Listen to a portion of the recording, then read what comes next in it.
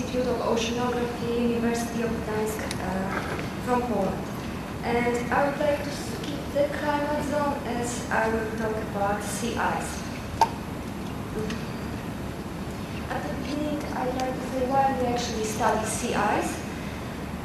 Sea ice forms in the Baltic Sea every year, and it covers 40% of the total Baltic Sea area during a typical winter. The presence of sea ice has a great economic consequences, as timely information on sea ice conditions is crucial for marine transportation, fisheries, and other offshore operations.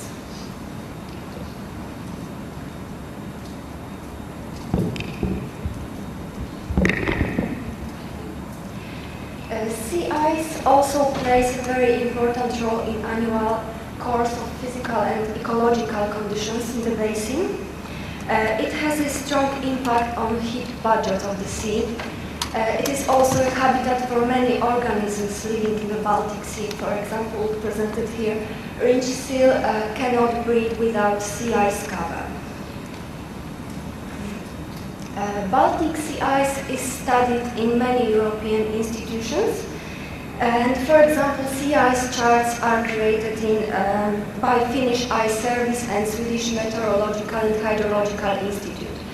And those charts are relatively accurate, but they do not contain information about sea ice flow size distribution. And this information might not be important for marine transportation purposes, but it seems to be important in numerical modeling and forecasting of sea ice cover. And based on that information, we can estimate more accurately the sea ice concentration. The objective of the studies is to show that object-based image analysis might be a good alternative to existing methods of sea ice classification. Using GEOBIA methods, we created sea ice extent charts. We classified thin and thick ice and actually the single separate sea ice flows. And based on that, we created sea ice concentration charts.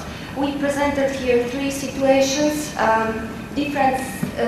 three situations of different sea ice covered during winter 2011. And now a few words about the study area. The Baltic Sea is a semi-enclosed sea located in Northern Europe. It is a shallow and brackish water basin. During a typical winter, sea ice forms in the Bothnian Bay, the Gulf of Finland, and the Gulf of Riga. And annual sea ice extent is the largest between mid-February and mid-March. Three types of satellite sensors may be used in Baltic Sea ice monitoring, and they are visual infrared sensors, passive microwave radiometers, and synthetic aperture radars. Because of the fact that SAR data are cloud and daylight independent, they are the main source of data in Baltic Sea ice studies. You can see here the MODIS scene here. And the Baltic Sea is cloud covered like the 80% of the winter, so that's why we can't actually use those data. In the following studies, ASAR, which is Advanced Synthetic Aperture Radar, ASAR wide swath mode data were used, and the resolution is 150 meters.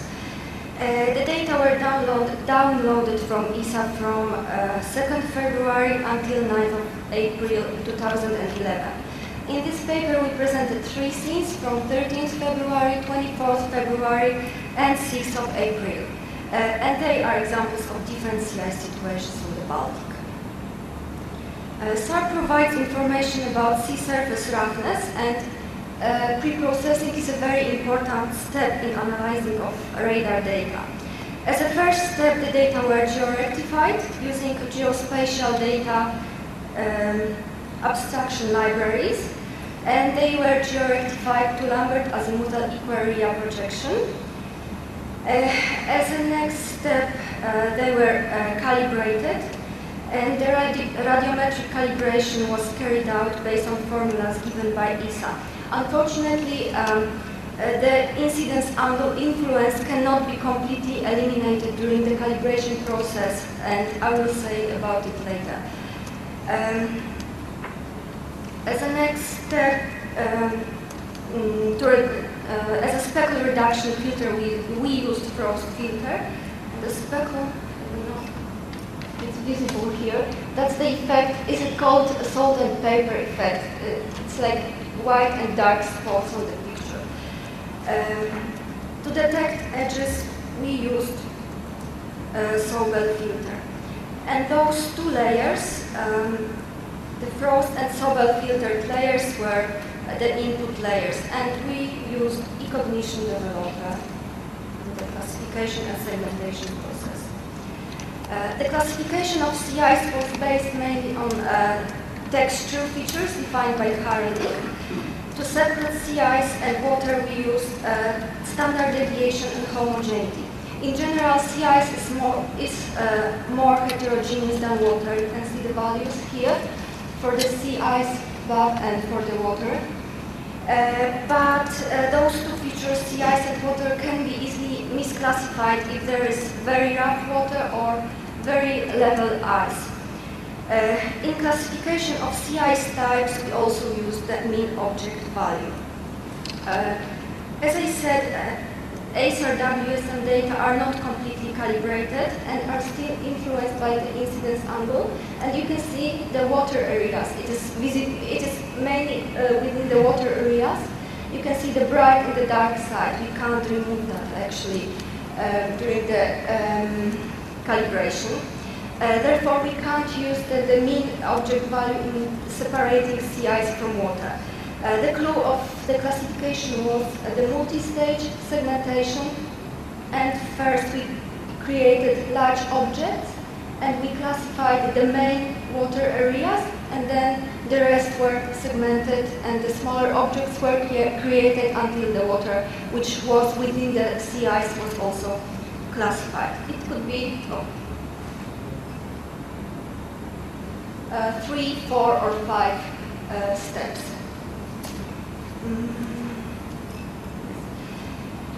Winter 2010 and 2011 was severe, and most of the Baltic Sea areas, which usually do not freeze, were ice covered. For example, Gulf of Gdańsk. In this paper, 3 situations are presented. The first, 13th February, this is a situation with fast ice in north and many single sea ice flows in southern part of Botnian Bay.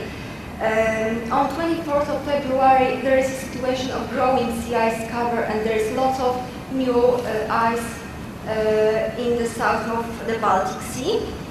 6th of April is an example of melting sea ice cover. There is fast ice in north and not so many sea ice flows in general. I will show it later. There is, in those cases, sea ice was classified with 99.33, 97.76, and 97.89% based on properly classified area. In general, in incorrectly classified areas, water more often tend to be classified as ice rather than opposite. And the algorithm, on 24th of February here,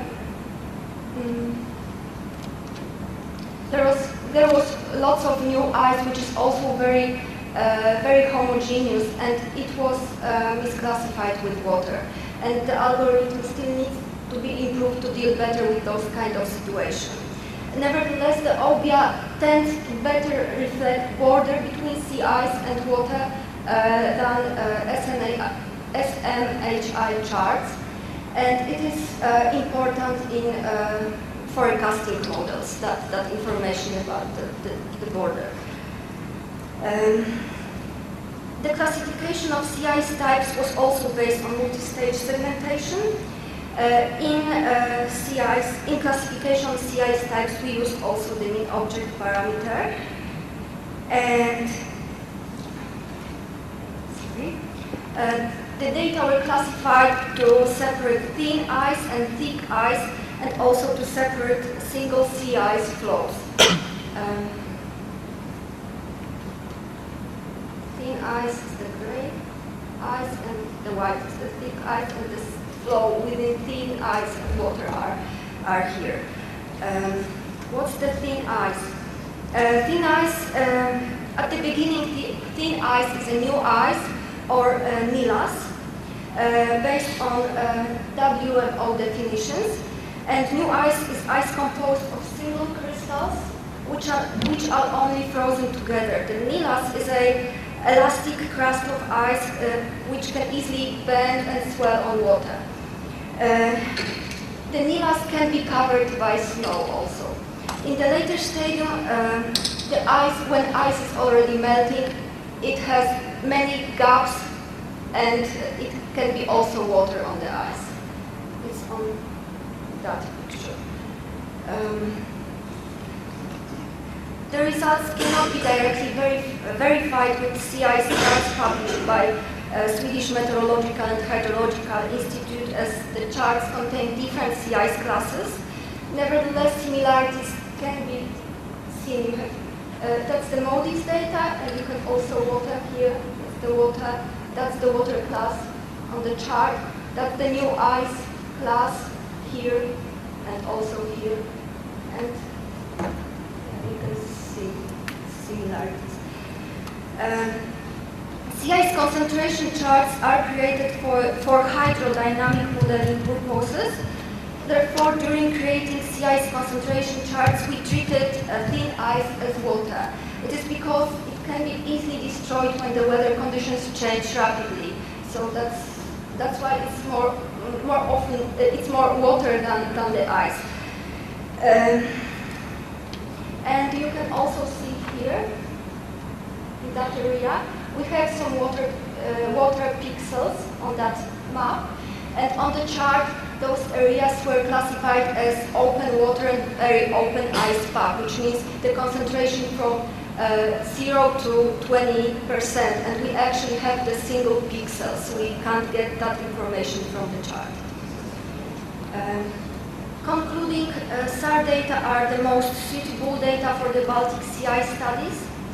Object-based image analysis might be a good alternative to existing methods of the Baltic Sea ice classification, and using the morphometric features like area and perimeters of sea ice flows can be studied using GEOBIA, and GEOBIA classification tends to accurately reflect borders between sea ice and water.